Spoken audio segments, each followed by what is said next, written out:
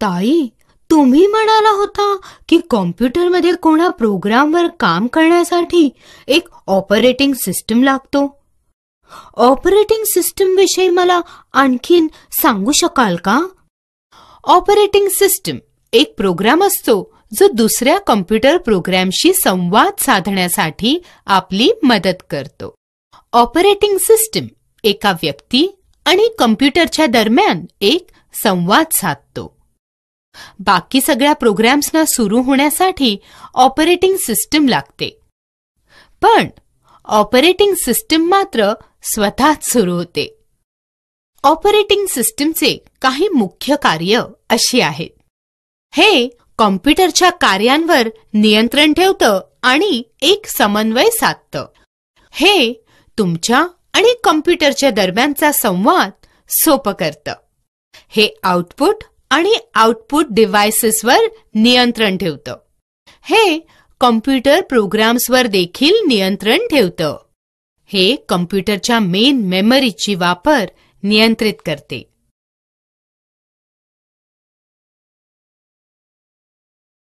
Operating सिस्टमचं वर्गीकरण 2 प्रकारात होऊ शकतं. कॅरेक्टर युजर इंटरफेस आणि ग्राफिकल युजर इंटरफेस. आता ह्यांच्याविषयी आपण एक एक करून बोलूया. कॅरेक्टर युजर इंटरफेसमध्ये आयकॉन्स किंवा इमेजेस नसतात. हे फक्त टेक्स्ट आणि कॅरेक्टर यांना घेऊन काम करतं. आपण CUI वर काम करताना कमांड्स टेक्स्टमध्येच देतो, जसं रिनेम, CLS, CD आणि DIR किंवा डायरेक्टरी. CUIचं एक उदाहरण आहे डिस्क ऑपरेटिंग सिस्टम.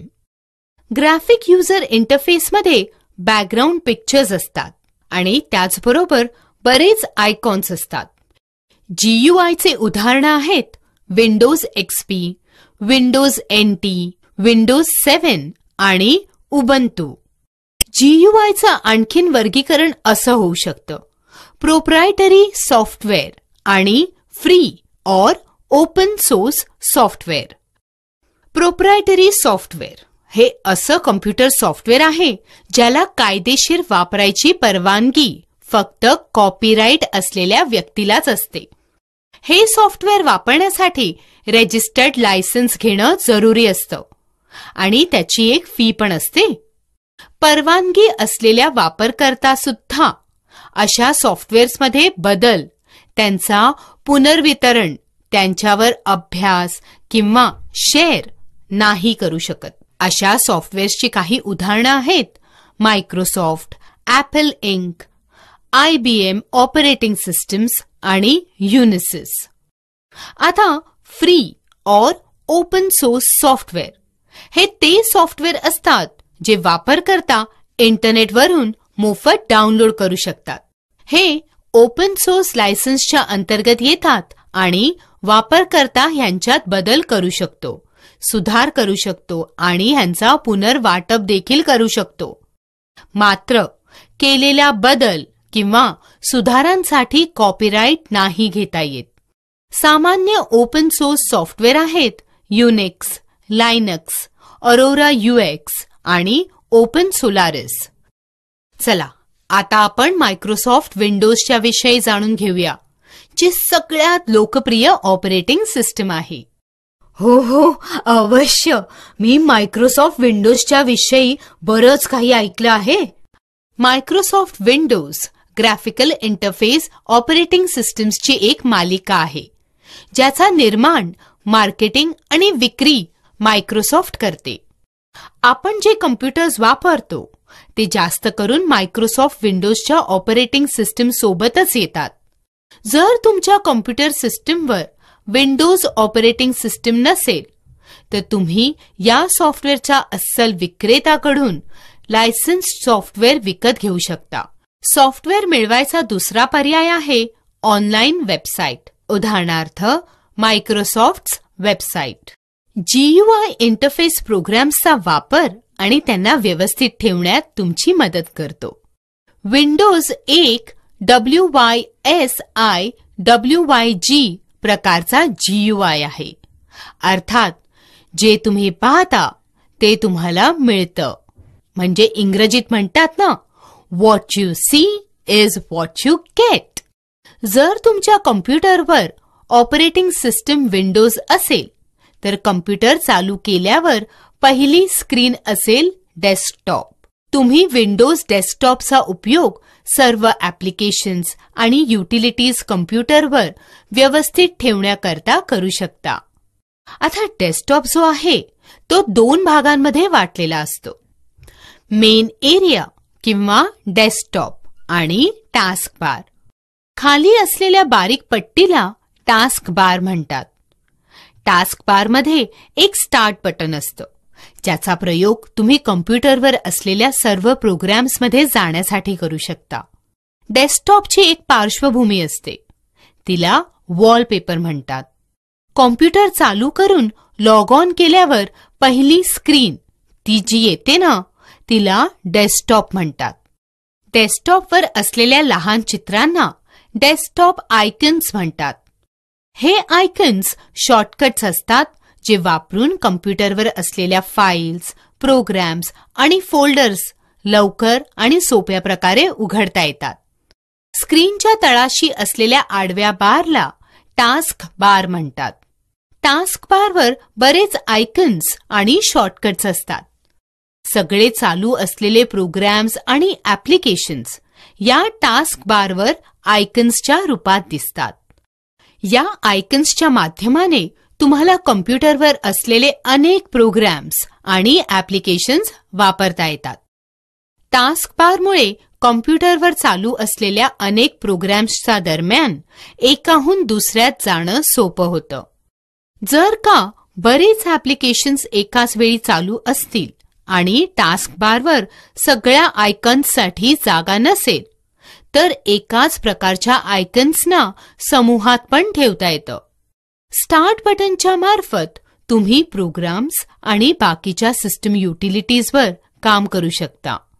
स्टार्ट मेन्यूमध्ये असलेल्या कंट्रोल पॅनलचा उपयोग होतो कॉम्प्युटरच्या विभिन्न हार्डवेअर आणि सॉफ्टवेअर सेटिंग्स बदलण्यासाठी.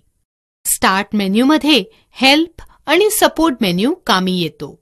विंडोजवर काम करताना कोणतीही मदत लागली तर स्टार्ट मेन्यूच्या मदतीने तुम्ही फक्त एका क्लिकने कॉम्प्युटर बंद करू शकता. लॉग ऑफ ते सुद्धा करू शकता आणि पुन्हा चालू देखील करू शकता. तुम्ही सिस्टमची वेळ आणि तारीख सुद्धा बदलू शकता. बस हे स्टेप्स फॉलो करून. टास्क बारच्या उजव्या बाजूला असलेल्या तारीख आणि वेळेवर क्लिक करा. हे केल्यावर एक घड्याळ आणि कॅलेंडर दिसेल. मग क्लिक करा change date and time settings लिंकवर. बस त्यानंतर चेंज डेट अँड टाइम बटनवर क्लिक करा. आता तारीख आणि वेळ सेट करा. ओके क्लिक करा. तुम्ही बदललेले सेटिंग्स सेव्ह होतील आणि तुम्ही डेट अँड टाइम या डायलॉग बॉक्सवर परत याल. बदल सेव्ह करण्यासाठी डेट अँड टाइम डायलॉग बॉक्सच्या ओकेवर क्लिक करा. आता डायलॉग बॉक्स बंद करा. कॉम्प्युटरवर लॉग इन केल्यावर डेस्कटॉप प्रदर्शित होतो. आयकन्सच्या मागचं चित्र म्हणजेच वॉलपेपर किंवा डेस्कटॉप बॅकग्राऊंड. जर तुम्ही कॉम्प्युटर काही वेळ निष्क्रिय ठेवलं तर चित्रांचे ॲनिमेशन किंवा काही टेक्स्ट स्क्रीनवर दिसायला लागते. याला स्क्रीन सेव्हर म्हणतात. तुम्ही आपल्या कॉम्प्युटरचं वॉलपेपर किंवा डेस्कटॉप बॅकग्राऊंडची चित्र किंवा दृश्य आपल्या आवडीनुसार बदलू शकता. डेस्कटॉप बॅकग्राऊंड बदलण्यासाठी पुढील स्टेप्स फॉलो करा. डेस्कटॉपवरच्या रिकाम्या जागेवर राईट क्लिक करा. आता मेन्यूचं पर्सनलाइज ऑप्शन क्लिक करा. यानंतर आपल्या आवडीचं चित्र निवडा आणि त्याला आपलं डेस्कटॉप बॅकग्राऊंड म्हणून सेट करा. आता हे बदल सेव्ह करण्यासाठी सेव्ह चेंजेस बटनवर क्लिक करा. जर तुम्हाला स्क्रीन सेव्हर बदलायचा असेल तर पुढील स्टेप्सना फॉलो करा. डेस्कटॉपवर रिकाम्या जागेवर राईट क्लिक करा. त्यानंतर पर्सनलाइज ऑप्शन क्लिक करा. मग स्क्रीन सेव्हर लिंकवर क्लिक करा. आता स्क्रीन सेव्हर ड्रॉप डाऊन मेन्यूवर क्लिक करा आणि लिस्टमधून स्क्रीन सेव्हर निवडा. आता स्क्रीन सेव्हर सुरू होण्याची वेळ सेट करा. यासाठी वेट कॉम्बो बॉक्समध्ये मिनिट निवडा. आता प्रिव्ह्यू बटन क्लिक करा आणि निवडलेले स्क्रीन सेव्हर बघा. आता निवडलेले स्क्रीन सेव्हर लावण्यासाठी अप्लाय बटन क्लिक करा. सर्वात शेवटी हे बदल सेव्ह करण्यासाठी ओके बटन क्लिक करा. तुमचा नवा स्क्रीन सेव्हर सेव्ह होईल. रोहन, आता हे लक्षात ठेव. कॉम्प्युटरमध्ये स्वतः पूर्ण असलेली माहिती जी ऑपरेटिंग सिस्टम आणि कोणा प्रोग्रामला उपलब्ध असेल तिला फाईल म्हणतात.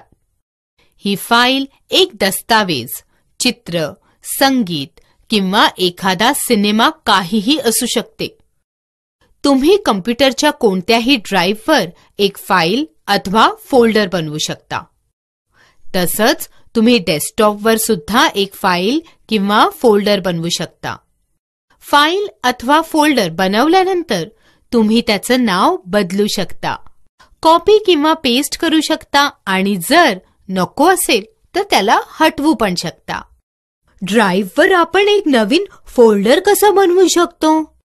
हे तर अगदीच सोपं आहे. बस पुढील स्टेप्सना फॉलो कर. पहिले स्टार्ट मेन्यू उघडण्यासाठी स्टार्ट बटन क्लिक करा. मग कॉम्प्युटर विंडो किंवा विंडोज एक्सप्लोरर उघडण्यासाठी कॉम्प्युटरवर क्लिक करा. मग डी ड्राईव्ह बघण्यासाठी डी ड्राईव्ह या आयकॉनवर क्लिक करा. त्यानंतर नवीन फोल्डर बनवण्यासाठी मेन्यू बारच्या न्यू फोल्डरवर क्लिक करा. तुम्ही या नवीन फोल्डरला नाव देऊ शकता. नंतर एंटर दाबा. तुम्ही एका फोल्डरच्या आत दुसरा फोल्डर पण बनवू शकता. त्याला सब फोल्डर म्हणतात. आता एक फोल्डर निवडा आणि त्याला उघडा. फोल्डरच्या रिकाम्या जागेवर क्लिक करा आणि उघडलेल्या मेन्यूवर आधी न्यू मग फोल्डरवर क्लिक करा. एक नवीन फोल्डर बनेल. नवी फाईल किंवा फोल्डर उघडण्यासाठी या पुढील स्टेप्स घ्या. पहिले स्टार्ट बटनवर क्लिक करून स्टार्ट मेन्यू उघडा. त्यानंतर कॉम्प्युटरवर क्लिक करा. कॉम्प्युटर विंडो किंवा विंडोज एक्सप्लोरर प्रदर्शित होईल. आता डी ड्राईव्हची सामग्री पाहायला डी ड्राईव्हवर क्लिक करा. जे फोल्डर उघडायचं असेल त्यावर डबल क्लिक करा. जर फोल्डरच्या आतली फाईल किंवा सब फोल्डर उघडायचं असेल तर त्यावर डबल क्लिक करा. तुम्ही जेव्हा एखादं फोल्डर, सब फोल्डर किंवा फाईल डी ड्राईव्हमध्ये बनवता तेव्हा ती आपोआप सेव्ह होते. न्यू फोल्डर किंवा न्यू टेक्स्ट डॉक्युमेंट या नावाने. फाईल किंवा फोल्डरचं नाव बदलण्यासाठी त्यावर राईट क्लिक करा. नव्या पॉपअप स्क्रीनवर रिनेम क्लिक करा. नवं नाव टाईप करा आणि एंटर क्लिक करा. फाईल किंवा फोल्डरचं नाव बदलेल. विंडोज ऑपरेटिंग सिस्टममध्ये काही महत्त्वपूर्ण ॲक्सेसरीज असतात. त्या खूप कामी येतात हं. आता अशा काही ॲक्सेसरीजच्या विषयी जाणूया. कॉम्प्युटरवर या ॲक्सेसरीज वापरण्यासाठी हे पुढील स्टेप्स घ्या. सर्वात आधी टास्क बारवर स्टार्ट बटन क्लिक करा. त्यानंतर ऑल प्रोग्राम्सवर माऊस घेऊन जा. मग ॲक्सेसरीजवर क्लिक करा. अनेक ॲक्सेसरीज इथे दिसतात. ज्या ॲक्सेसरीवर काम करायचं असेल तिच्यावर क्लिक करा. पेंटचा प्रयोग चित्र बनवणं, संपादन करणं आणि बघण्यासाठी होतो. तुम्ही पेंटचा प्रयोग ब्लँक ड्रॉइंग एरिया किंवा असलेल्या चित्रात ड्रॉइंग काढण्यासाठी करू शकता. तुम्ही पेंट पिक्चरला कोणत्याही डॉक्युमेंटवर कॉपी पेस्ट करू शकता. ताई, आपण पेंट कसं वापरू शकतो? पेंट वापरण्यासाठी पहिले स्टार्ट बटन क्लिक करा. आता ऑल प्रोग्राम्सवर माऊस घेऊन जा. मग ॲक्सेसरीजवर क्लिक करा आणि पेंट सिलेक्ट करा. पेंट विंडो प्रदर्शित होईल. तुम्ही पाहाल की पेंट विंडो 4 प्रमुख भागात वाटली गेली आहे. Paint button, quick access toolbar, drawing area आणि रिबन. पेंट बटन वापरून तुम्ही बरेच कामं करू शकता. पेंट बटन मध्ये असलेली अनेक पर्याय आहेत. ओपन, न्यू, सेव्ह आणि print. Quick access tool bar जास्त प्रयोग होणारे टूल्स त्वरित उघडण्यास मदत करतो. उदाहरणार्थ सेव्ह, रिडू आणि अंडू. रिबन. रिबनमध्ये 2 टॅब्स असतात, होम आणि व्ह्यू. होम टॅबमध्ये ते टूल्स असतात ज्यांच्यामुळे चित्र बनवता आणि संपादित करता येतात. यातले पर्याय असतात clipboard, image, tools, brushes, shapes आणि कलर्स. क्लिपबोर्डमध्ये 3 पर्याय असतात, कट, कॉपी आणि पेस्ट. हे पर्याय वापरून तुम्ही निवडलेल्या वस्तूला पेंटमध्ये कट, कॉपी किंवा पेस्ट करू शकता. एका चित्रात एकाच वस्तूला अनेकदा प्रयोग करण्यासाठी हे पर्याय तुमची मदत करतात. इमेज सेक्शन मदत करतं त्या वस्तू निवडण्यासाठी आणि संपादित करण्यासाठी ज्यांना सिलेक्ट, क्रॉप, रिसाइज किंवा रोटेट करायचे आहे. टूल्स सेक्शनमध्ये अनेक टूल्स असतात. त्यांना वापरून तुम्ही चित्र काढू शकता आणि संपादित देखील करू शकता. हे टूल्स असतात pencil, fill with colour, text, eraser, colour picker आणि मॅग्निफायर. ब्रशेसचा एक ड्रॉपडाऊन मेन्यू असतो ज्याला वापरून चित्र काढण्यासाठी तुम्हाला वेगवेगळ्या प्रकारचे ब्रशेस निवडता येतात. शेप्स ऑप्शनमध्ये अनेक आकार असतात ज्यांचा उपयोग तुम्ही आपल्या चित्रात करू शकता. कलर्स ऑप्शनमध्ये अनेक रंग असतात ज्यांचा प्रयोग चित्र बनवण्यात करता येतो. ताई, तुम्ही म्हणाला होता की मायक्रोसॉफ्ट विंडोजच्या विपरीत काही फ्री ऑपरेटिंग सिस्टम्स आहेत. तुम्हाला याविषयी आणखीन माहिती आहे का? हो रोहन, लायनक्स ही सर्वात लोकप्रिय फ्री किंवा ओपन सोर्स ऑपरेटिंग सिस्टम आहे. हे सॉफ्टवेअर सर्वांसाठी मोफत आहे आणि इंटरनेटपासून डाउनलोड करता येतं. आता आपण याच्याविषयी पाहूया. लायनक्स हे लायनस टॉर्व्हाल्ड्स यांनी विकसित केलेल्या युनिक्स ऑपरेटिंग सिस्टमची एक सर्वात लोकप्रिय आवृत्ती आहे. लायनक्स बराच काही मायक्रोसॉफ्ट विंडोज सारख्या बाकीच्या ऑपरेटिंग सिस्टम्स सारखाच आहे. लायनक्सला बाकीच्या सॉफ्टवेअर्सपासून वेगळं करणारी विशेषता आहे याची सक्रियता.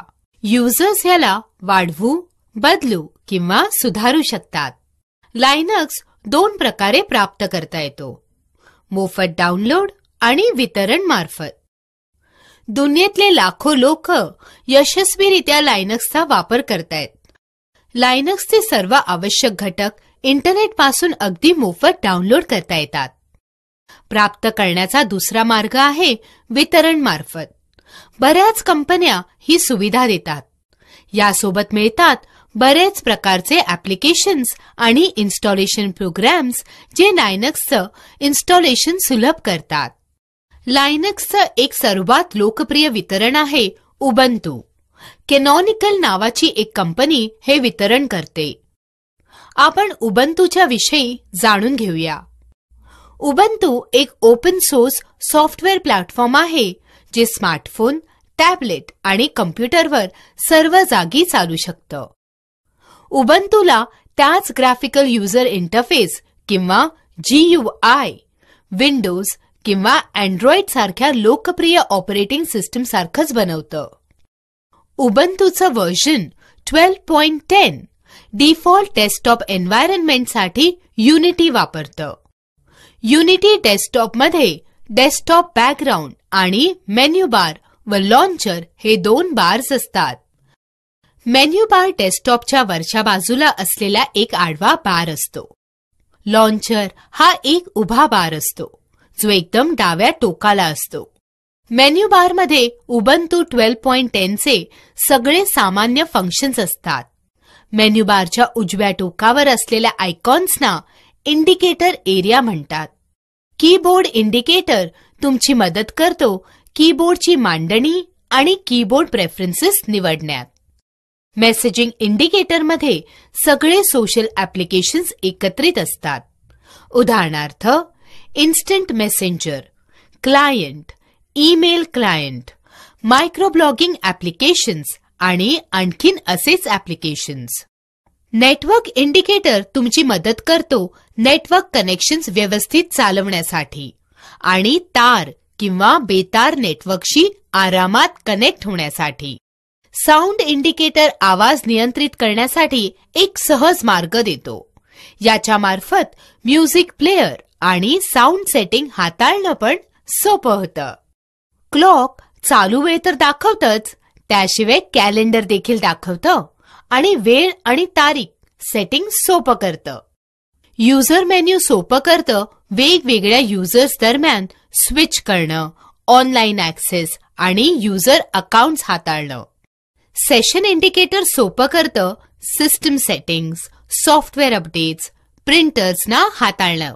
याशिवाय हे देतं सेशन ऑप्शन्स, डिव्हाइस लॉक करण्यासाठी, सेशनपासून लॉग आउट आणि कम्प्युटर परत चालू करणे किंवा पूर्णपणे बंद करण्यासाठी. ॲप्लिकेशन मेन्यू ते सिस्टम आहे ज्यात एडिट, व्ह्यू सारखे ॲक्शन्स कोणत्याही ॲप्लिकेशन्समध्ये करता येतात. दुसऱ्या GUI एन्व्हायरमेंट्सच्या विपरीत युनिटीमध्ये ॲप्लिकेशन मेन्यू बारच्या डाव्या भागात असतो. एखादी विशिष्ट ॲप्लिकेशन बघण्यासाठी माऊस डेस्कटॉपच्या मेन्यू बारवर त्या ॲप्लिकेशनच्या आयकॉनवर घेऊन जा. यामुळे ही ॲप्लिकेशन डेस्कटॉपच्या मेन्यू बारवर स्वतःला अशा प्रकारे लावेल की तुम्ही तिला पाहू शकाल आणि वापरू पण शकाल. युनिटीचं हे वैशिष्ट्य, ज्यामुळे ॲप्लिकेशन मेन्यू तेव्हाच दिसतो जेव्हा आवश्यकता असते, तेव्हा खूपच कामी येतो नोटबुक आणि डेस्कटॉप युजर्सना, कारण यामुळे त्यांना काम करायला जास्त जागा मिळते. स्क्रीनच्या डाव्या बाजूला आयकन्स असलेल्या उभ्या बारला लॉन्चर म्हणतात. हा लॉन्चर चालू असताना सक्रिय आयकन्सना त्याच्यावर ठेवून ॲप्लिकेशन्सला उघडण्याचा मार्ग सोपा करतो. लॉन्चरवर असलेला पहिला आयकन आहे डॅश. हा युनिटीचा एक नाविन्यपूर्ण आणि महत्त्वपूर्ण घटक आहे. लॉन्चरवरून एखादी ॲप्लिकेशन चालवण्यासाठी किंवा एखादी चालू असलेली ॲप्लिकेशन परत बघण्यासाठी त्या ॲप्लिकेशनच्या आयकनवर क्लिक करा. फोरग्राऊंडवर असणारी ॲप्लिकेशन दाखवली जाते तिच्या आयकनच्या उजव्या बाजूला दिसणाऱ्या एकच पांढऱ्या त्रिकोणामुळे.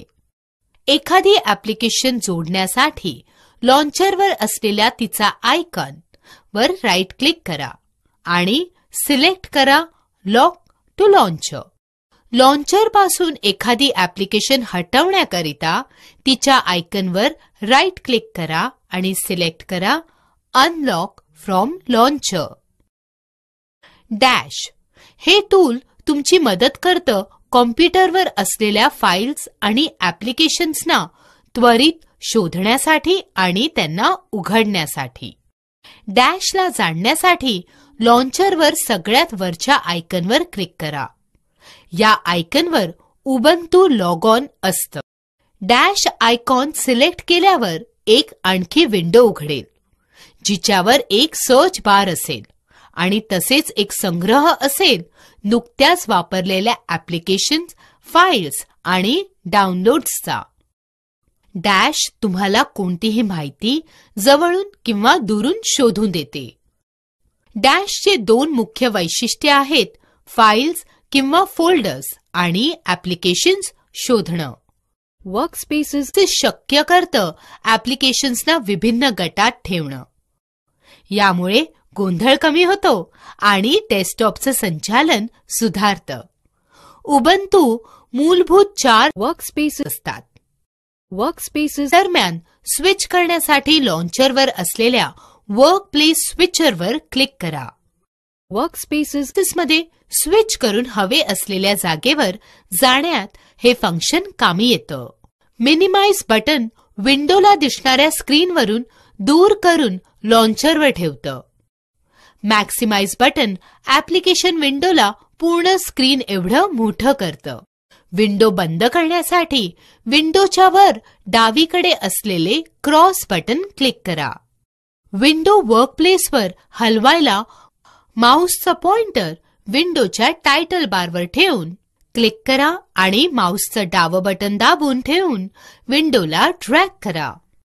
विंडोचा आकार बदलायला पॉइंटरला विंडोच्या कडेवर किंवा कोपऱ्यावर असं ठेवा की पॉइंटर मोठा आणि 2 बाजूला असलेला बाण बनेल. यालाच रिसाइज आयकन म्हणतात. याला क्लिक करून ड्रॅग करून विंडोचा आकार बदला. कॉम्प्युटरवर फाईल्स शोधण्याचे 2 मार्ग आहेत. लॉन्चरमध्ये असलेल्या डॅशचा प्रयोग करून कोणती फाईल शोधणं किंवा तिला सरळ त्या फोल्डरमध्ये जाऊन उघडणं जिथे तिला ठेवलं आहे, किंवा फाईल्स आणि फोल्डर्स टूल वापरून सामान्यतः वापरल्या जाणाऱ्या फोल्डर्स आणि तसेच सर्वात अलीकडे उघडलेल्या फाईल्सना उघडता येतं. गो मेन्यूमध्ये सामान्यपणे वापरल्या जाणाऱ्या फोल्डर्सची यादी असते. गो मध्ये जाण्यासाठी माऊसला वरच्या बारवर फिरवा आणि गो सिलेक्ट करा. आता या मेन्यूमध्ये कॉम्प्युटरवर क्लिक करून आपल्या कॉम्प्युटरमध्ये असलेल्या फाईल्स बघा. जर तुम्ही होम नेटवर्क सेट केले असेल तर तुम्हाला शेअर्ड फाईल्स आणि फोल्डर्स बघण्यासाठी एक मेन्यू दिसेल. व्यक्तिगत फाईल्स ठेवण्यासाठी होम फोल्डर वापरतात. याचं नाव युजरच्या लॉग इन नावाशी मिळतं जुळतं. याच्यात अनेक फोल्डर्स असतात जे इन्स्टॉलेशन प्रक्रियेत आपोआप निर्माण होतात.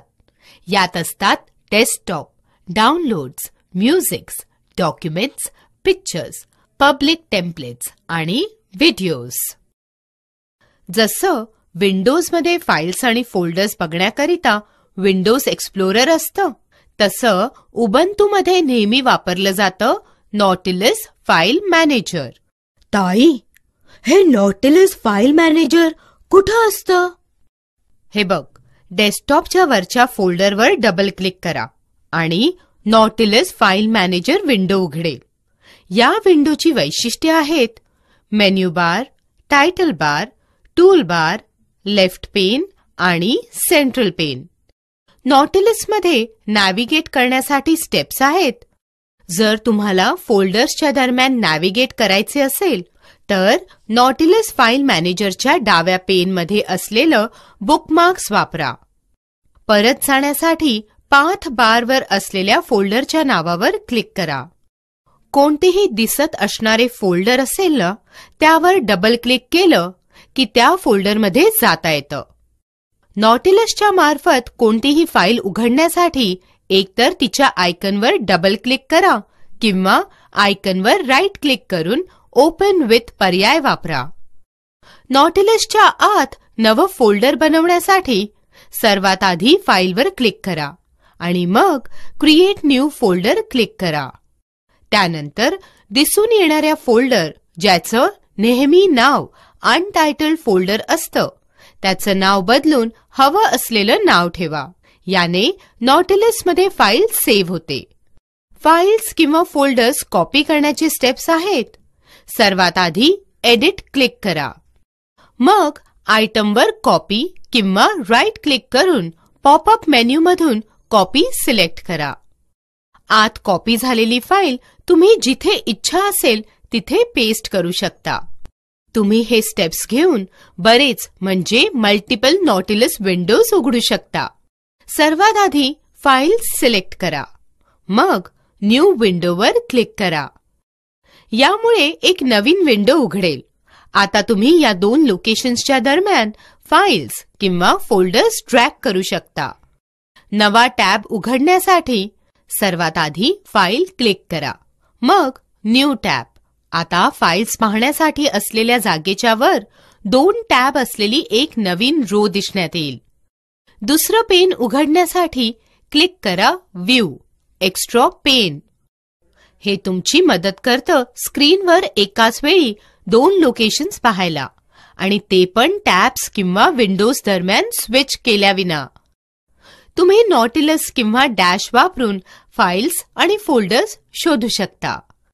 नॉटिलसमध्ये क्लिक करा गो, सर्च फॉर फाइल्स किंवा कंट्रोल F प्रेस करा आणि टाईप करा जे पण शोधायचं असेल ते. डॅशच्या वरच्या बाजूला असलेल्या सर्च बारमध्ये आपली सर्च आयटम्स टाईप करा. उबंतूमध्ये सर्वात लोकप्रिय सॉफ्टवेअर जो नेहमी इन्स्टॉल केलेला असतो तो आहे ऑप्शन लिब्रिऑफिस. हे अगदी मायक्रोसॉफ्ट एक्सेल आणि पॉवरपॉइंट सारखंच काम करतं. ऑप्शन फरक एवढाच की लिब्रिऑफिस मोफत असतं. या सगळ्या ॲप्लिकेशन्स लॉन्चरच्या माध्यमातून वापरता येतात. यात खालील घटक पण असतात जे दुसऱ्या ऑपरेटिंग सिस्टम्समध्ये वेगवेगळ्या नावाने असतात. Writer word processor, calc spreadsheet, impress presentation manager, drawing program, base database, math equation editor. Open source operating सिस्टम्सच्या विषयी शिकण्यात मजा आली ना? आता आपण या गतिविधीमध्ये भाग घेऊया. ताई, कॉम्प्युटर सारखेच मोबाईल फोन्स आणि टॅबलेट्समध्ये पण ऑपरेटिंग सिस्टम असतं का? हो रोहन, आजकाल मोबाईल फोन्स आणि टॅबलेट्समध्ये पर्सनल कॉम्प्युटरच्या ऑपरेटिंग सिस्टमच्या वैशिष्ट्यांसोबत इतर वैशिष्ट्ये पण असतात, ज्यात सामील आहेत touch screen, cellular, Bluetooth, wifi, GPS mobile navigation, camera, video camera, speech recognition, voice recorder, music player आणि दुसरे बरेच वैशिष्ट्ये. जास्त करून मोबाईल फोन ऑपरेटिंग सिस्टम्स असतात अँड्रॉइड, विंडोज किंवा सिम्बियन. अच्छा, मला मोबाईल फोन्स विषयी आणखीन जाणून घ्यायचंय. हो, अर्थातच, का नाही. आपण सुरू करूया. मोबाईल फोनमध्ये असलेले विभिन्न वैशिष्ट्ये कसे वापरायचे. सर्वात आधी आपण शिकूया मोबाईल फोनने कॉल कसे करायचे. कॉल करण्यासाठी कीपॅडवर फोन नंबर टाईप करा. जर तुमच्याजवळ स्मार्टफोन असेल तर त्याच्या होम स्क्रीनवर फोन आयकॉन शोधून त्याला टाईप करा. तुम्हाला स्क्रीनवर एक नंबर पॅड दिसेल. जे अंक तुम्हाला डायल करायचे असतील ना ते त्यात टाईप करा. यानंतर हिरवं बटन किंवा डाव्या बाजूला असलेली आन्सर की दाबा. जर स्मार्टफोन असेल तर हिरव्या बटनावर टॅप करा. स्क्रीनवर नंबर डायल होत आहे किंवा कनेक्ट होत आहे हे दिसून येईल. आता तुम्ही कॉल करू शकता. तसंच कॉल संपवण्यासाठी लाल बटनावर टॅप करा किंवा दाबा. कॉल संपेल. आता शिकूया कॉलला उत्तर कसं द्यायचं किंवा नाकारायचा कसा. जेव्हा तुमच्या फोनची घंटी वाजते ना तेव्हा कॉलचं उत्तर द्यायला हिरवं बटन दाबा. जर स्मार्टफोन असेल तर डावीकडून उजवीकडे बोट फिरवा. कॉल नाकारण्यासाठी उजव्या बाजूला असलेलं लाल बटन दाबा. जर स्मार्टफोन असेल तर कॉल नाकारण्यासाठी उजवीकडून डावीकडे बोट फिरवा. शेवटी डायल केलेल्या नंबरवर कॉल कसे करायचे? अरे, हे तर एकदम सोपं आहे. सर्वात आधी होम स्क्रीनवर डावीकडे असलेलं हिरवं बटन दाब. नुकतेच डायल केलेल्या नंबर्सची एक लिस्ट दिसेल. जर स्मार्टफोन असेल ना तर फोन आयकॉनवर टॅप करायचं. हे दाखवेल केलेल्या, आलेल्या आणि मिस झालेल्या सगळ्या कॉल्सची लिस्ट.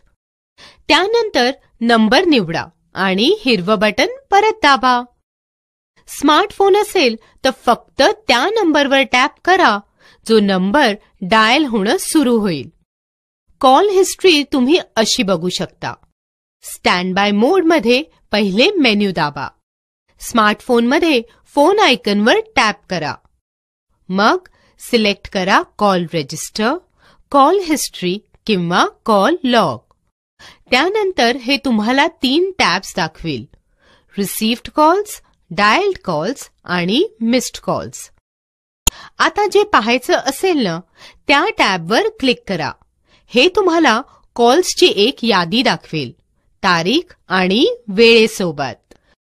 स्मार्टफोनमध्ये सगळे कॉल्स एकाच यादीत पाहता येतात. हिरवा बाण रिसीव्ड कॉल्स दाखवतो, निळा बाण डायल्ड कॉल्स दाखवतो आणि लाल बाण मिस्ड कॉल्स दाखवतो. तुम्ही त्या नंबरवर कॉल करू शकता, कॉन्टॅक्ट बुकमध्ये सेव्ह करू शकता किंवा त्या नंबरवर संदेश पाठवू शकता. मोबाईल फोनवर आवाज ऍडजस्ट करण्यासाठी पुढील स्टेप्स फॉलो करा. सर्वात आधी फोनच्या मेन स्क्रीनवरचं मेन्यू बटन दाबा. त्यानंतर ऑप्शन्स मेन्यूतल्या सेटिंग्सवर क्लिक करा. त्यानंतर सेटिंग्स मेन्यूमधून साऊंड्स किंवा ऑडिओ ऑप्शन निवडा. मग साऊंड मेन्यूवर व्हॉल्यूम ऑप्शन शोधा. व्हॉल्यूम कंट्रोल्स मिळतील रिंगर किंवा रिंगटोन या ऑप्शनमध्ये. आणि शेवटी स्पीकर ऑप्शन क्लिक करा आणि आवाज हवा तसा ऍडजस्ट करण्यासाठी कीपॅडवर अप किंवा डाऊन दाबा. तुमच्या स्मार्टफोनवर बाहेरच्या बाजूला एक व्हॉल्यूम कंट्रोल बटन आहे. आवाज कमी किंवा जास्त करण्यासाठी त्याला कोणत्याही एका बाजूला दाबा. ताई, मला आपला मित्र अमित याचं नाव आणि फोन नंबर फोनवर घालायचं असेल तर मी हे कसं करू शकतो? हे बघ, तू नवे कॉन्टॅक्ट्स असे ऍड करू शकतो. फोन स्टँड बाय मोडवर असताना मेन्यू दाबायचा. स्मार्टफोन असेल तर फोन आयकॉनवर टॅप करा. आता आपल्या सेलफोनच्या मेन्यू ऑप्शनवर फोन बुकवर जा.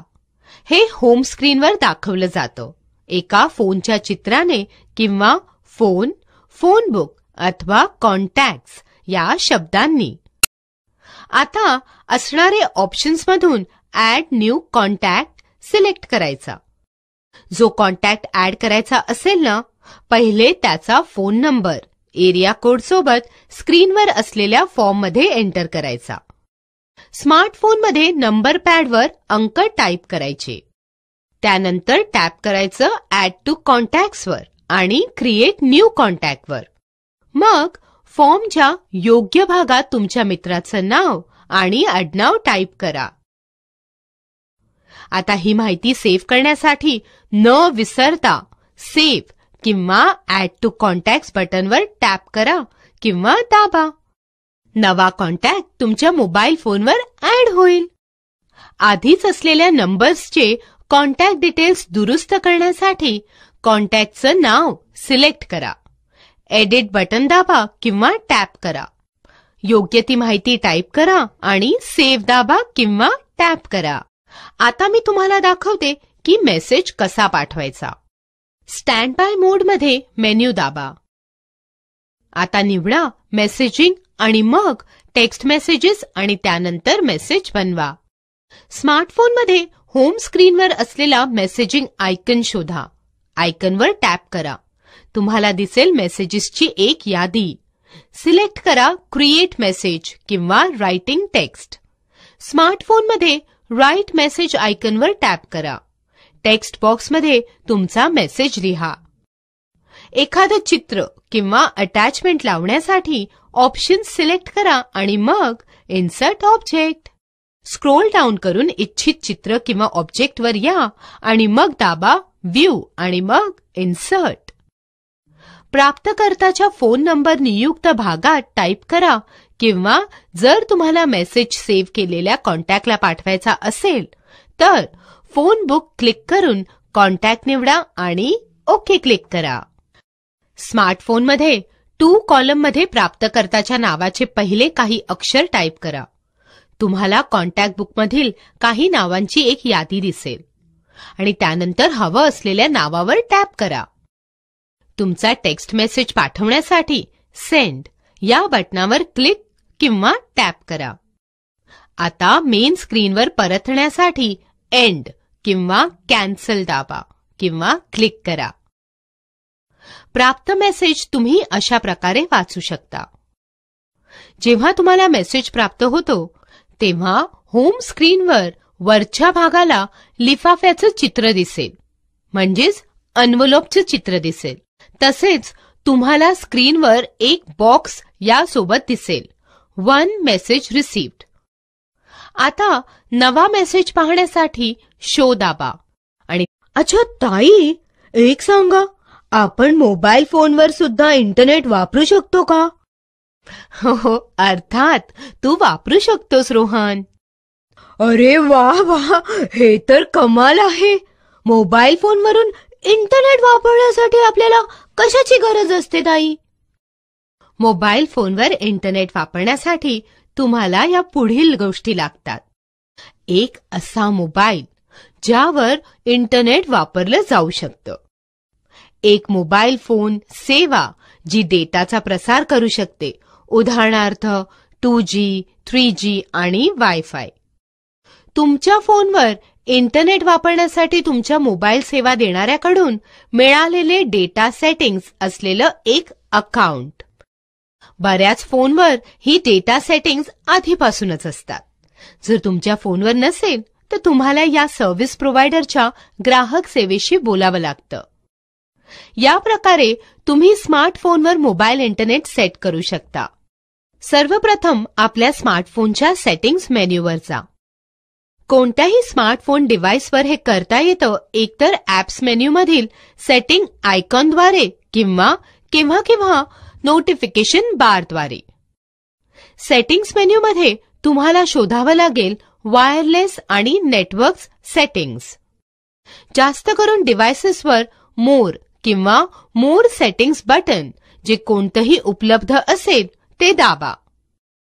तुम्हाला एकदा वायरलेस आणि नेटवर्क सेटिंग्ज मिळाले तर तुम्ही इंटरनेटशी वायफाय किंवा मोबाईल नेटवर्कच्या माध्यमातून जोडू शकता. वायफायशी जोडण्यासाठी हे स्टेप्स पहा. सर्वात आधी वायफाय ऑप्शन चालू करा. एकतर नोटिफिकेशन मेन्यूमधील वायफाय बटन क्लिक करून किंवा सेटिंग्ज मेन्यूच्या माध्यमातून. आता तुम्हाला दिसेल उपलब्ध असलेल्या इंटरनेट नेटवर्क्सची एक यादी. जर तुम्ही आधीच कोणतं वायफाय नेटवर्क सेव्ह केलेलं असेल ना, तर ते आपोआप कनेक्ट होईल. नाहीतर तुम्हाला ज्याच्याशी कनेक्ट करायचं असेल ते वायफाय नेटवर्क सिलेक्ट करावं लागेल. जर पासवर्ड आवश्यक असेल तर एंटर करा आणि कनेक्ट करा. इंटरनेटसाठी इंटरनेट ब्राउझरचा प्रयोग करायचा. इंटरनेटसाठी मोबाईल नेटवर्कशी कनेक्ट करण्यासाठी सर्वात आधी वायरलेस आणि नेटवर्क्स ऑप्शन्समधील मोर सेटिंग्जमध्ये जा. मग मोबाईल नेटवर्क्स बटनवर क्लिक करा. तिथे मोबाईल डेटा चेकबॉक्स टिक करावा लागेल. आता इंटरनेट उघडण्यासाठी इंटरनेट ब्राउझरचा प्रयोग करा. कीपॅड आधारित फोन्समध्ये सुद्धा इंटरनेट सुविधा वापरता येते. त्यासाठी सर्वात आधी मेन्यू सिलेक्ट करा आणि मग इंटरनेट. त्यानंतर होम पेज उघडा आणि एकतर होम सिलेक्ट करा किंवा होम स्क्रीनमध्ये 0 दाबून धरा. त्यानंतर वेब ॲड्रेस एंटर करण्यासाठी सिलेक्ट करा गो टू ॲड्रेस. मग ॲड्रेस एंटर करा आणि मग ओके सिलेक्ट करा. वेब शोधण्यासाठी जर तुम्ही पहिल्यांदाच शोधत असाल तर एखादं सर्च प्रोव्हायडर सिलेक्ट करा. मग सर्च सिलेक्ट करा आणि सर्च आयटम्स एंटर करून सर्च सिलेक्ट करा. अच्छा ताई, माझ्या ना मोबाईल फोनमध्ये एक रेडिओ आहे. मी त्याला कसं ऐकू शकतो? अरे वा, रेडिओ! अरे, हे ऐकण्यासाठी एकदम सोप्या स्टेप्स आहेत. हे पहा. सर्वात आधी स्टँड बाय मोडमध्ये मेन्यू दाबायचा. आता रेडिओवर जा. जर स्मार्टफोन असेल तर मेन्यूमधील रेडिओ आयकॉनवर टॅप करा. आता तुमचा फोन एका अनुकूल हेडसेटशी कनेक्ट करा. हे अँटिनाचं काम करतं. आता जे हवं असेल ते रेडिओ चॅनल शोधा. ऑटोमॅटिक किंवा मॅन्युअल ट्युनिंग निवडून. शोधलेले चॅनल सेव्ह करण्यासाठी ऑप्शन्समधील सेव्ह चॅनल दाबा किंवा टॅप करा. आता स्क्रोल अप किंवा डाऊन करून आवाज ॲडजस्ट करा. रेडिओ बंद करण्यासाठी टॅप करा ऑप्शन्स आणि त्यानंतर स्विच ऑफ. आता मी तुम्हाला दाखवते की मोबाईल फोनवर एखादं गाणं कसं वाजवायचं. सर्वात आधी स्टँड बाय मोडवर मेन्यू सिलेक्ट करा. आता आपल्या मोबाईल डिव्हाइसवर असलेल्या ऍप्लिकेशन्स बघण्यासाठी फोनचा मल्टीमीडिया मेन्यू उघडा. म्युझिक ऍप्लिकेशन्स कदाचित मीडिया किंवा गॅलरीमध्ये दिसतात. आता सिलेक्ट करा म्युझिक किंवा साऊंड. तुमच्या मीडिया प्लेअर ऍप्लिकेशनमध्ये असलेली गाणी पहा आणि आपल्या डिव्हाइसवर ऐकण्यासाठी एखादं गाणं सिलेक्ट करा. विराम किंवा गाणं परत सुरू करण्यासाठी प्ले किंवा पॉज बटन कोणतीही की दाबा किंवा टॅप करा. एकच बटन प्ले आणि पॉज हे दोन्हींची कामं करतं. म्युझिक प्लेअरच्या बाहेर निघण्यासाठी उजवीकडे असलेलं लाल बटन दाबा. जर स्मार्टफोन असेल तर पॉज आयकॉनवर टॅप करा. आता ही पुढील स्टेप्स फॉलो करा मोबाईल फोनने फोटो कसा घ्यायचा यासाठी. स्टँड बाय मोडमध्ये मेन्यू दाबा. आता निवडा मीडिया आणि मग कॅमेरा. तुमच्या स्मार्टफोनमध्ये कॅमेरा आयकॉन शोधून टॅप करा. आता स्क्रीनवर दिसणाऱ्या चित्राला व्ह्यू फाइंडर सारखं वापरा. दृश्य जवळ किंवा दूर नेण्यासाठी स्क्रोल अप आणि डाऊन करा. स्मार्टफोनमध्ये आपल्या बोटांच्या चिमटीने दृश्याचा आकार छोटा किंवा मोठा करता येतो. आता सिलेक्ट किंवा ओके बटन दाबून चित्र घ्या. स्मार्टफोनवर चित्र घ्यायला तुम्हाला कॅमेरा आयकॉनवर टॅप करावं लागेल. घेतलेलं चित्र आपल्या डिव्हाइसवर सेव्ह करण्यासाठी सेव्ह दाबा. स्मार्टफोनमध्ये हे आपोआप अल्बम किंवा गॅलरीमध्ये सेव्ह होतं. व्हिडिओ रेकॉर्ड करण्यासाठी या पुढच्या स्टेप्सची जरूरत आहे. मेन्यू सिलेक्ट करा, मग फोटोज आणि त्यानंतर व्हिडिओ कॅमेरा. जर स्मार्टफोन असेल तर कॅमेरा आयकॉनवर टॅप करा. आता स्क्रीनच्या वरच्या दृश्याला व्ह्यू फाइंडर सारखं वापरा. चित्र जवळ किंवा दूर करण्यासाठी झूम इन आणि झूम आउट वापरा. स्मार्टफोनमध्ये आपल्या बोटांच्या चिमटीला वापरा दृश्याचा आकार छोटा किंवा मोठा करण्यासाठी. व्हिडिओ रेकॉर्डिंग सुरू करण्यासाठी रेकॉर्ड सिलेक्ट करा. स्मार्टफोनमध्ये तुम्हाला स्क्रीनवर असलेल्या लाल छोट्या आयकॉनवर टॅप करावं लागेल. रेकॉर्डिंग थांबवण्यासाठी स्टॉप दाबा. स्मार्टफोनमध्ये लाल आयकॉनवर परत टॅप करा. स्मार्टफोनमध्ये हा व्हिडिओ आपोआप अल्बम किंवा गॅलरीच्या आत सेव्ह होतो. मोबाईल फोन्स किंवा स्मार्टफोन्स त्वरित गणना करायच्या पण कामी येऊ शकतात. अरे वा, हे कसं होऊ शकतं? अरे, कॅल्क्युलेटरच्या माध्यमातून. कॅल्क्युलेटर वापरण्यासाठी ह्या स्टेप्स पहा. सर्वात आधी स्टँड बाय मोडमध्ये मेन्यू दाबा. आता सिलेक्ट करा ऑर्गनायझर आणि मग कॅल्क्युलेटर. स्मार्टफोनमध्ये मेन्यूमध्ये कॅल्क्युलेटर आयकॉन शोधून त्यावर टॅप करा. फोनचा नंबर पॅड वापरून कोणता नंबर टाईप करा. ऍड, सबट्रॅक्ट, मल्टिप्लाय किंवा डिवाइड पैकी कोणताही कार्य निवडा. दुसरा कोणता नंबर टाईप करा.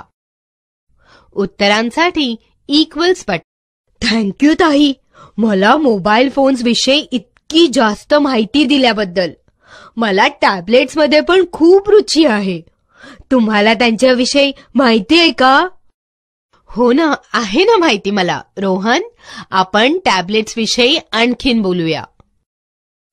टॅबलेट्स हे कम्प्युटरचा लहान, हलका आणि जास्त आटोपशीर प्रकार आहे.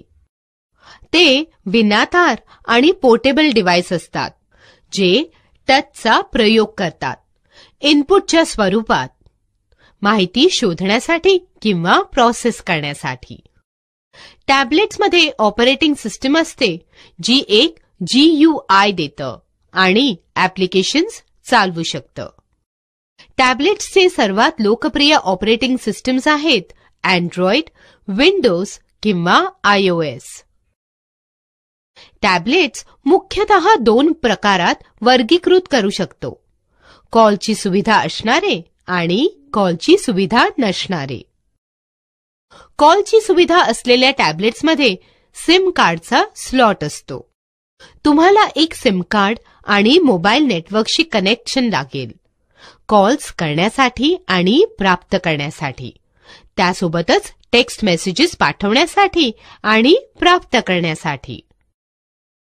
टॅब्लेट ज्याच्यात कॉलची सुविधा नसते त्यात सिम कार्डसाठी स्लॉट नसतो, पण बाकी सगळे वैशिष्ट्ये कॉल सुविधा असलेल्या टॅब्लेट सारखेच असतात. तरी पण तुम्हाला इंटरनेटच्या माध्यमातून कॉल्स करता येतील. चला तर आता आपण टॅब्लेट्सच्या काही वैशिष्ट्यांविषयी चर्चा करूया. जास्त करून टॅब्लेट्स खालील कामांसाठी वापरता येतात: फोन कॉल्स करण्यासाठी किंवा प्राप्त करण्यासाठी, मेसेजेस पाठवण्यासाठी किंवा प्राप्त करण्यासाठी, संगीत ऐकण्यासाठी, चित्र किंवा व्हिडिओ घेण्यासाठी, व्हिडिओज पाहण्यासाठी, ई बुक्स वाचण्यासाठी, इंटरनेट वापरण्यासाठी, ईमेल्स पाठवण्या आणि प्राप्त करण्यासाठी, संगीत, चित्र आणि व्हिडिओज दुसऱ्यांबरोबर वाटण्यासाठी. आता हे स्टेप्स घेऊन तुम्हाला टॅब्लेटवर संगीत ऐकता येईल. सर्वात आधी ऍप्लिकेशन्स मेन्यूमध्ये जा. आता म्युझिकवर टॅप करा, ज्यामुळे संगीत ऐकायच्या संवाद साधू शकाल. आता तुम्ही म्युझिक फाईल्सचं असं वर्गीकरण करू शकता: recent, albums, artist, songs, playlist किंवा जर्नल्स योग्य तो पर्याय निवडून. आता गाण्यावर 1 सेकंद टॅप करा. एक ऑप्शन मेन्यू पॉपअप होईल. आता या ऑप्शन्सपैकी एक सिलेक्ट करा: play, add to playlist, shop for artist, delete किंवा सर्च. प्लेवर टॅप करा गाणं ऐकायच्या संवादात जाण्यासाठी आणि मग गाण्यावर टॅप करा ते वाजवण्यासाठी. तुम्ही टॅब्लेटने फोटो पण असे घेऊ शकता. हे बघा, फार सोपं आहे. सर्वात आधी ऍप्लिकेशन मेन्यूमध्ये कॅमेरा याच्याशी संवाद साधण्यासाठी कॅमेरा आयकॉनवर टॅप करा. आता फोटो मोडमधल्या इच्छित आयकॉनवर टॅप करून फोटो मोड सिलेक्ट करा. आता विषयावर किंवा दृश्यावर कॅमेरा पॉइंट करा. ऑटो फोकस सक्रिय करण्यासाठी स्क्रीनच्या वरच्या कोणत्याही स्पॉटवर स्पर्श करून धरून ठेवा. फोटो घेण्यासाठी आपलं बोट उचला. व्हिडिओ रेकॉर्ड करण्यासाठी ह्या काही पुढील स्टेप्स आहेत.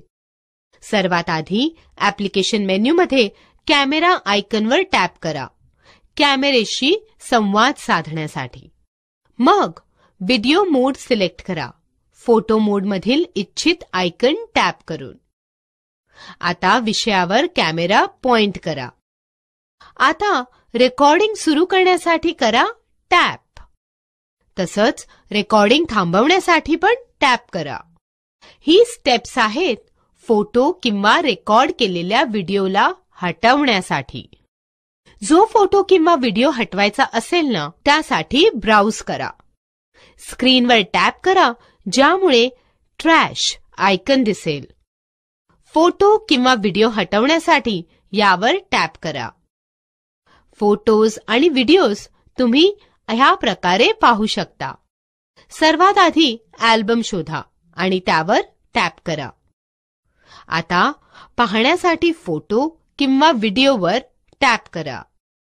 पुढचा फोटो किंवा व्हिडिओ बघण्यासाठी डावीकडे फोनला झटका किंवा उजवीकडे झटका मागचा फोटो किंवा व्हिडिओ बघण्यासाठी.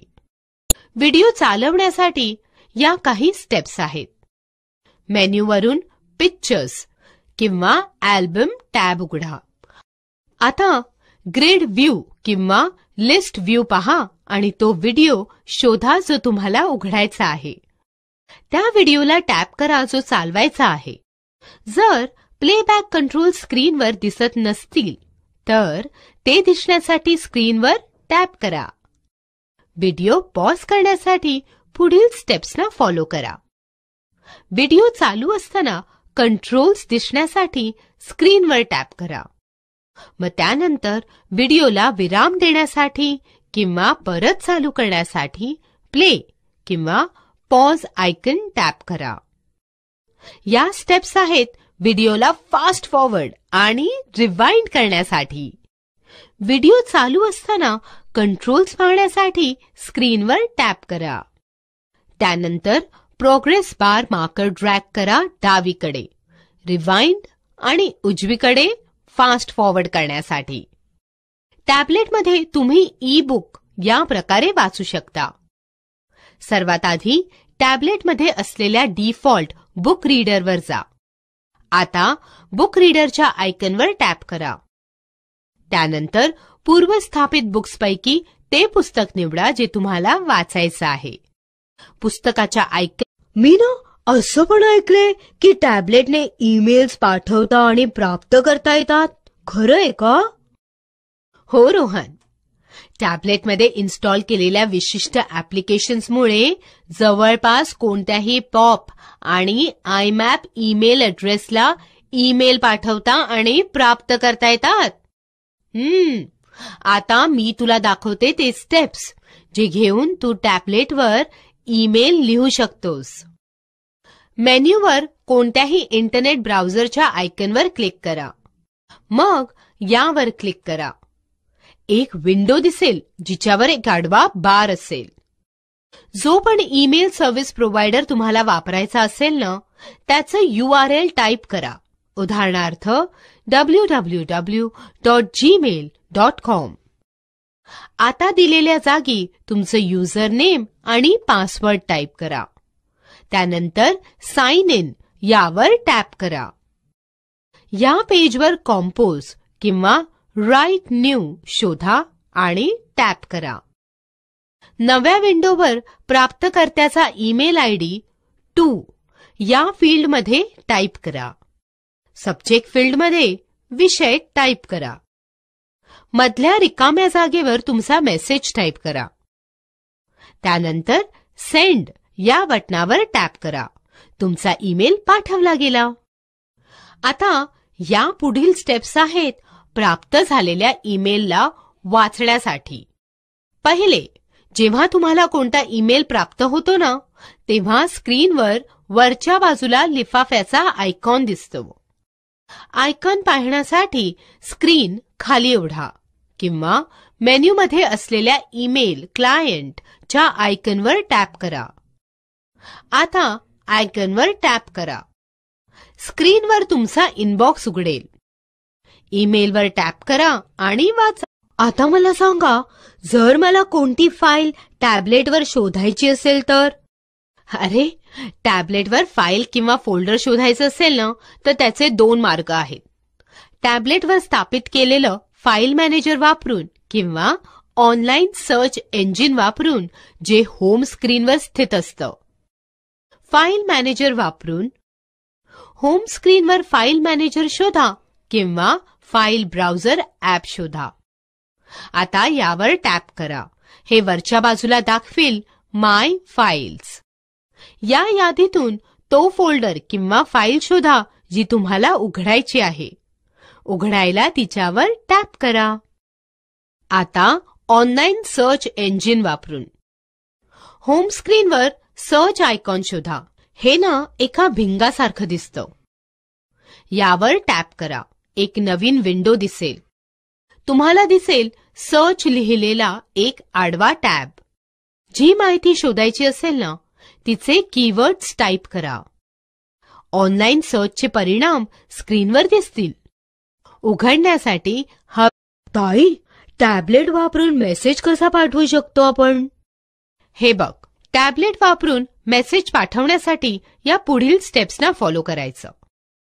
होम स्क्रीनवर मेसेजिंग आयकन शोधा किंवा मेन्यू आयकनवर टॅप करा फोनवरची सगळी ऍप्लिकेशन्स पाहण्यासाठी आणि त्यानंतर मेसेजिंग आयकन शोधा. मेसेजिंग आयकनवर टॅप करा.